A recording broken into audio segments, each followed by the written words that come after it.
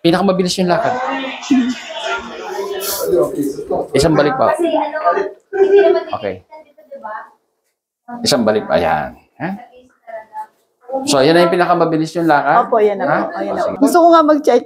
Sige. Andali po, andali.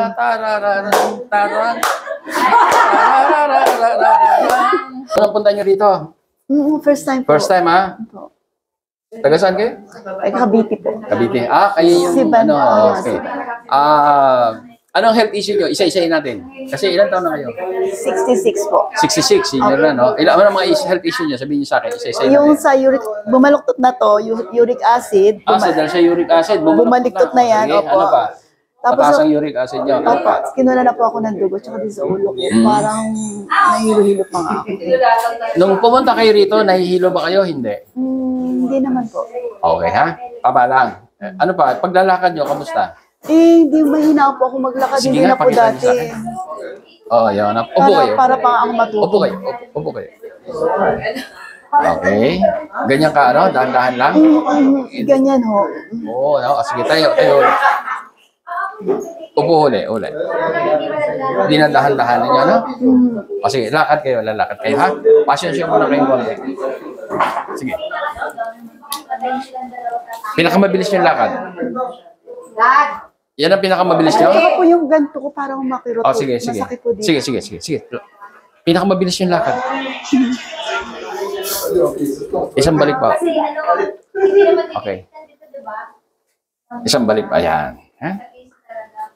So, yan na yung pinakamabilis yung lakad? Opo, yan na po. Sige. Ngayon, bakit kayo mabagal lumakad? Anong dahilan? May nararamdaman kayo masakit?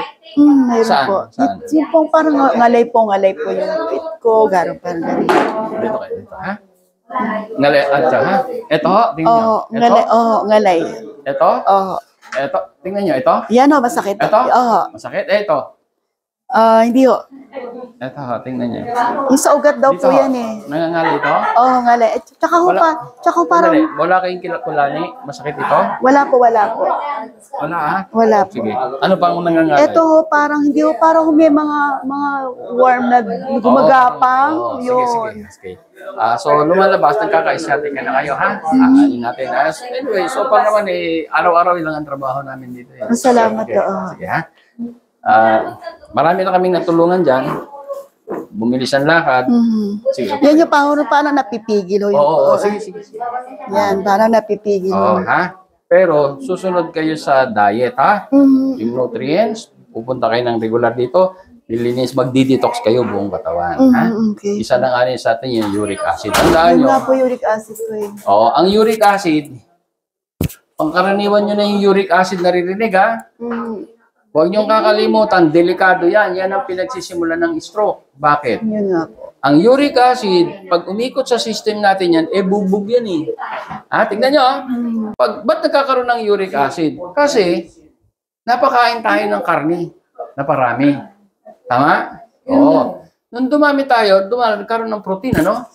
Yung protein, napapanis yan pag hindi na konsumo. Dapat ang kain natin 90 to 95%. Napakain tayo mahigit. Kailangan, pag humigit tayo sa 5 to 10% na karne, papapawis tayo. Hindi kayo nagpapawis, mali na tulog. Paano ako mapapawis eh? Hindi ko nga kaya. Huwag na kayo kakain ng 5%. Hindi po kasi po nung kapanahon. Hindi kumain.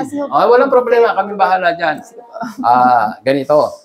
Napakain kayo ng protein, dami. Magiging cholesterol yun. Yun nga po. Yung cholesterol, magiging uric acid. Uric acid, kristal yan, bubog. Iikot sa system yan. Diba? Whether we like it or not, ginagasgas yung cardiovascular, yung ugat. Nakuha nyo? Nagagasgas yun, umihina. Diba? Dapat ang ugat natin, pag bata tayo, elastic yan eh. Pero nagkakaedad tayo, ganun. May gasgas pa. Susceptible tayo sa stroke. Yes, okay? Ang ginagawa natin, dahil meron tayong cholesterol, dalawang klase ha. Tandaan nyo to, medyo may konting science to. HDL, sinasabi ng good cholesterol. Yes. LDL. Bad. Yung high density, lipoprotein, tsaka low density, HDL ha. Low.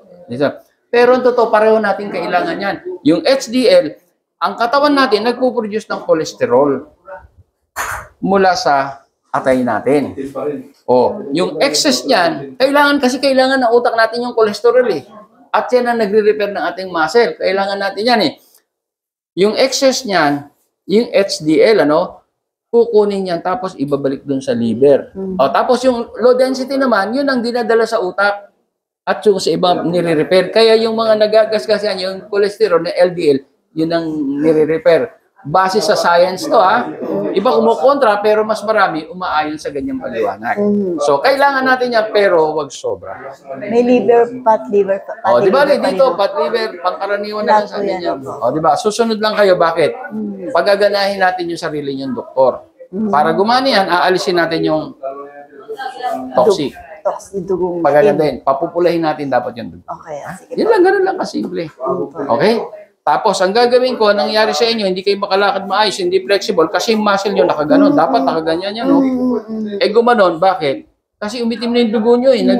O babagal kayo. O, ibubuka ko ngayon yan. Expert kami ron, ha? Okay, salamat. O, parang gaganon. Pero para, tapos ngayon, gagalaw na maganda. Bakit? May lubricant, magiging pula yung dugo nyo. Eh, kung itim, wala. Kaya nga, tinanggalan ako kayo nito. Di ba? Ang itim, di Buo ba? pa daw po eh. Okay ba yun? Itim? Buo daw. Hindi Oo nga, okay. di ba? Sino, bakit marami na kayo napuntahan? Hindi naman po. Nagpa-check up lang ako dito sa Chinese hospital. Galing no, mahal bayad. Ba't hindi nakita? Hindi naman pinaano lang naman ako. X-ray lang po. Dito walang bayad. Ano yun aalamin natin kung saan galing ang sakit nyo. Walang bayad. Ayan sinasabi ko. Walang bayad At matututunan nyo paano maging doktor pa sa sarili nyo. Bakit ko ginawa ito? Kasi there is a time po, at least alam nyo na gagawin nyo. So, nakaping na kayo, nagletting, sige, may susunod tayong guys. Steady lang, ha?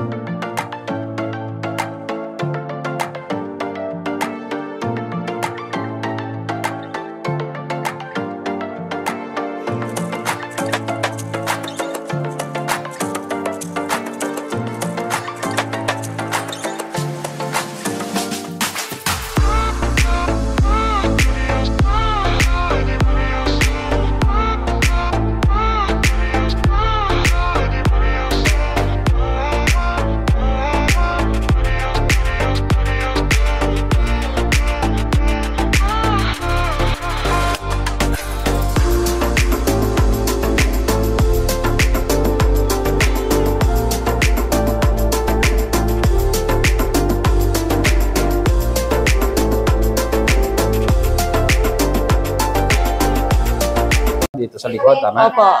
Ngayon, tingnan natin. Masakit pa? Hindi na po. Okay na, ha? Opo.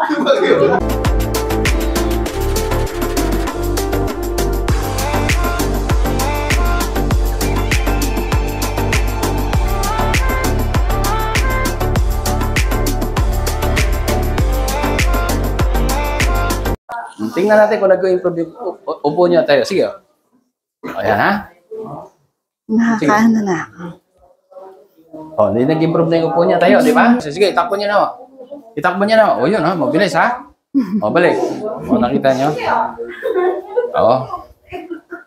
Inyo, ilan taon na kayo? 66? Opo, pwede ba ako mag-cha-cha-cha? Tingnan yung katawan niya, ha? Pang ano pa? Yun, So, mag-usa zumba to pagkatapos ito. Ay, salamat po. Yan, sige. Chacha nga, sige nga. Sample. Gusto ko nga mag-cha-cha. Sige. Andali po, andali.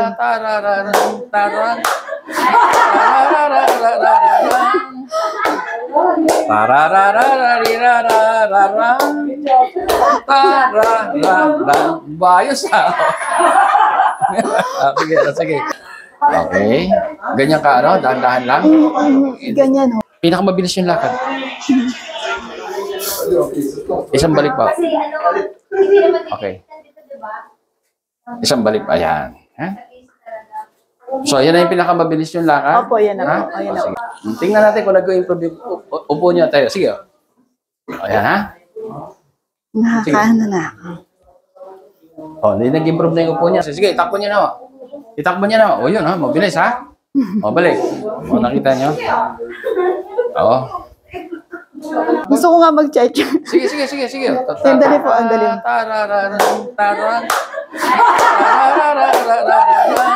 kailangan may iingatan kayo, magkaroon kayo ng ubo o virus na pumasok sa inyo. Ha? Wala akong ubo. Oo, hindi. Kailangan, ingat tayo palagi. Oo. Kasi nga lalo kasi may pandemic pa naman, although hindi nag-ano, di ba? Tsaka, siyempre, pag nagkakaedad, dapat hindi na tayo inuubo, dahil hindi natin masabi, di ba? Never na inubo kami. Oo, mabuti naman. Pero ito, meron na kayo sa inyo. Itong gagamitin nyo sa bahay nyo. Kasi, hindi naman pwede natin sabihin, palagi tayong Kasi ito, mahigit 80,000 ang gumamit. Ano to? Abiso spray. Halimbawa, ang ubo kasi, nagsisimula yan. Sinisabi ko kayo. Allergy. Nagsisimula yan sa sipon. Sipon, kadalasan viral yan. Virus. Okay. Kung may allergy ka, Dok. Oo. Halimbawa, napansin, inuubo kayo. Spray nyo agad to. Mapapansin nyo, mawala yung sipon. O kaya, madaling araw, natutulog kayo, bigla kayo, parang kumatay lalamunan, nag-ehem kayo. Yan ang bagay sa anak ko. I-spray nyo agad. Tandaan nyo, ha? Kasi pag yan pumasok yung sipon, naging plema, bumunta sa baga, naku, ubo. Bakit antibiotic ka na niyan. Oo, di ba? Ito nakakatulong. Bakit ang nakakatulong? Bagamat ito ay para sa, sa breath, yung, fresh breathness, Kasi ito, merong antivirus siya. Ano ba ang laman ito? H2O2, tsaka zinc. At ito, time ng pandemic, sabi ko ito, pang fresh breath lang ito. Pero, maraming gumamit. Ginamit sa pag inuubos sa pinispray, o inisipon, wala. Kasi nga, yung H2O2, tsaka zinc, antivirus yun. Di ba? Pag nasa bibig, pero hindi na pupunta sa loob. Pero dapat maingat tayo. Huwag natin pabayang sinisipon ka na ilang araw, hindi ka pa kailan mag-i-spray kayo ito hanggat maaari sa bahay meron ito. Anak niyo maliit o kayo. So, ano nagagawa nito? Abiso spray. Ano ito? Makakatulong. Hindi ko sasabing gamot o what, hindi. Dahil nga may antivirus siyang property, pwede sa pimples. Sa kati-kati. Sa sugat para madaling gumaling. Ito. Kasi, ang inilagay ko rito, hindi na ako nag-imbento ng kung anong sa virus o bacteria, o sa bad, kundi kung ano yung ginagamit sa katawan natin. Ang nasa loob ng katawan natin is H2O2 tsaka zinc. Yan ang panlaban sa virus, Abiso spray. Ayan, kaya ako nakita niyo, nagkaroon ako ng award, Inventor of the Year, dahil dito. Yung nagbigay sa akin ng awarding committee, nakita nila, ito talaga pala ginagamit nila 2 years ago pa. Matagal na. Di ba? Sabi ko nga, ayos di ba? Kayo ba ay pagod na sa pabalik-balik sa doktor at kakainom ng synthetic na gamot? Abay tara na sa Aviso Wellness Center at alamin ang natural healing power of the body. TR Love. Ang lahat ng tao ay nabiyayaan ng natural healing power. Ito ang prinsipyo na pinalalaganap ng Aviso Wellness Protocol na pinangungunahan ni Engineer Ismael Aviso.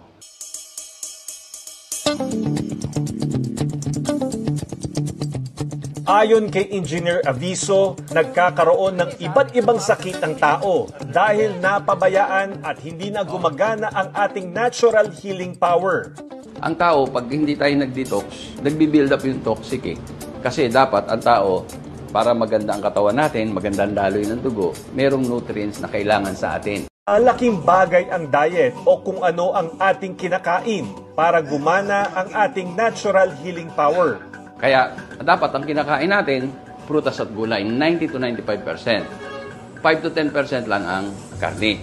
Pero hindi ko sinasabing masama ang karne. Kailangan yan, pero kailangan ko konsumihin natin. Kasi pang-build up ng muscle yun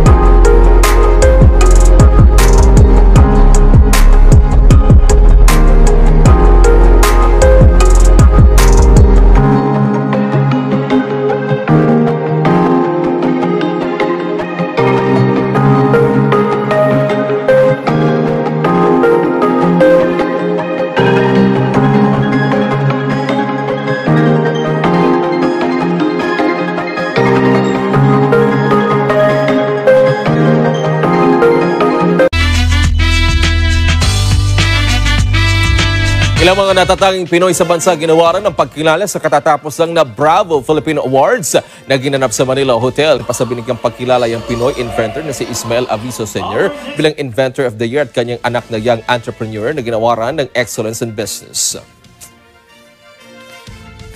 First of all, I'm very thankful na binigyan tayo ng pagkakataon ni Bravo Filipino na maging part of awardee of this year to be Excellence in Business.